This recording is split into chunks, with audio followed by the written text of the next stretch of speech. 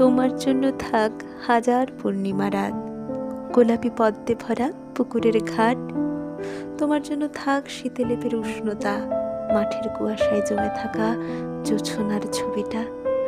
তোমার জন্য থাক প্রভাত পাখির কলকল, ঘাসের আগায় জমা রৌদ্রোজ্জ্বল একটু শিশির জল।